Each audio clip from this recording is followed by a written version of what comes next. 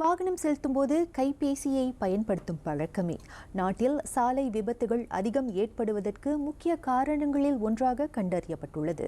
அத்தகைய போக்கை தடுக்க சட்டங்களும் அமலாக்க நடவடிக்கைகளும் இருந்த போதிலும் இந்த விதிமீறல்கள் தொடர்ந்து நீடிப்பது கவலைக்குரியதாகும்.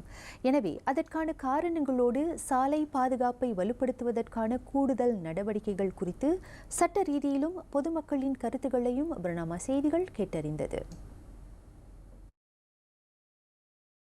இந்த நிலைமை குறிப்பாக பெரிய நகரங்கள், நெடுஞ்சாலைகள் மற்றும் பரபரப்பான சந்திப்பு பகுதிகளில் தினசரி காணப்படுவதாக ஆய்வுகள் கூறுகின்றன. வாகனம் மற்றும் மோட்டார் சைக்கிள் ஓட்டுநர்கள் பலரும் பாதைகளை கண்டறிவதற்கு கூகுள் மேப்ஸ், வேஸ் போன்ற செயலிகளை அதிகமாக நம்புகின்றனர். சிலர் பயணத்தின் முழு நேரமும் கைபேசியை கையில் வைத்துக் கொண்டு அதை பார்த்து கொண்டும் பயன்படுத்திக் கொண்டும் செல்வதாலேயே விபத்துகள் ஏற்படுகின்றன. எனவே பொறுப்புணர்வுடன் தனிப்பட்ட பாதுகாப்பை மட்டுமின்றி பிற சாலை பயணிகளின் உயிர்களையும் கருத்தில் கொண்டு அனைவரும் செயல்பட வேண்டும் என்று பொதுமக்கள் சிலர் தெரிவித்தனர்.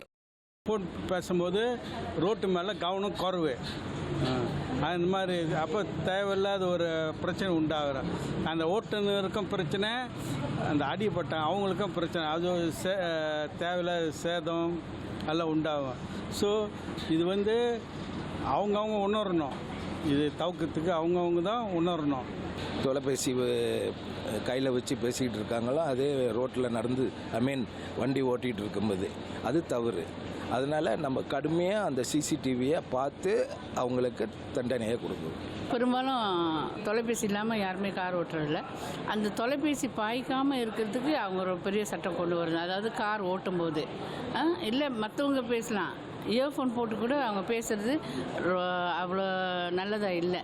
ஏன்னா சில விஷயங்கள் அவங்க காதில் கேட்கும்போது அவங்க கவனத்தை விட்டுருவாங்க. கைபேசி தவிர்த்து நம்ம எடுத்து பார்க்க போனாக்கா சில நேரங்கள் சரியான தூக்கம் இல்லாதனால சில பேர் ஓய்வு இல்லாமல் அவங்க தொடர்ச்சியாக காரி ஓட்டிகிட்டு இருப்பாங்க. ஸோ அந்த நேரங்களில் அவங்க என்ன செய்ய, கொஞ்சம் ஓய்வு எடுக்கிறதுக்கு நேரம் இல்லை அப்படின்னு தொடர்ச்சியாக போகும்போது அந்த ஒரு கண் சிமிட்டு நேரத்தில் கூட அந்த விபத்து நடக்க வாய்ப்பு இருக்குது.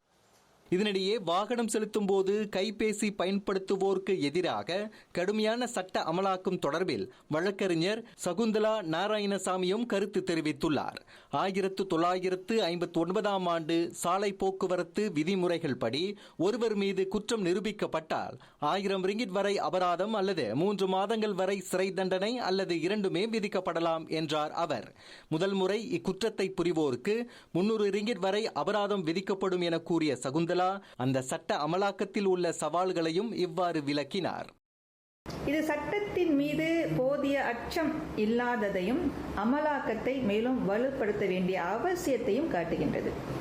மற்ற நாடுகளை நம்ம ஒப்பிட்டு பார்த்தால், அதாவது நீங்க பார்த்தீங்கன்னா சிங்கப்பூர், இங்கிலாந்து, ஆஸ்திரேலியா போன்ற நாடுகளில் அபராதம் மட்டும் அல்லாமல் டிமெரிட் பாயிண்ட் சிஸ்டம் இருக்கு. அதாவது ஓட்டுநர் உரிமத்தில் குற்ற புள்ளிகள் சேர்க்கப்படும் முறை கடுமையாக நடைமுறையில் இது இருக்கின்றது.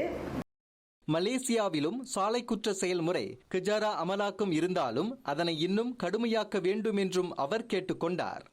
ஆஸ்திரேலியா போன்ற நாடுகள் ஏஐ தொழில்நுட்பம் கொண்ட கேமராக்கள் பயன்படுத்தி வருகின்றார்கள். அதாவது வாகனம் ஓட்டும் பொழுது கைபேசியை பயன்படுத்தும் ஓட்டுநர்களை இந்த ஏஐ தொழில்நுட்பம் தானாகவே கண்டறிகின்றன.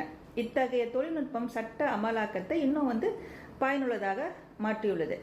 ஸோ ஆய்வுகளின்படி வாகனம் ஓட்டும் பொழுது ஒரு ஆள் காடி ஓட்டும் பொழுது கைபேசி பயன்படுத்தினாங்கன்னா அந்த கவனம் இருக்கு இல்லையா, அதாவது எதிர்கொண்டு வருகின்ற அந்த எதிர்வினை அந்த திறன் இருக்கு இல்லையா, அது 50% குறையுமா. மேலும் சாலை விபத்துகள் அதிகம் ஏற்படுவது தொடர்பில் நமது இன்ஸ்டாகிராம் பக்கத்திலும் கருத்து கணிப்பு மேற்கொள்ளப்பட்டது. அதில் கைபேசியின் பயன்பாட்டிற்கு 43 விழுக்காட்டினர், கவனக்குறைவுக்கு 43, வேகமாக வாகனம் செலுத்துவதற்கு 7 விழுக்காடு மற்றும் போதிய தூக்கமின்மை காரணத்திற்கு 7 விழுக்காட்டினர் பதிலளித்திருக்கின்றனர்.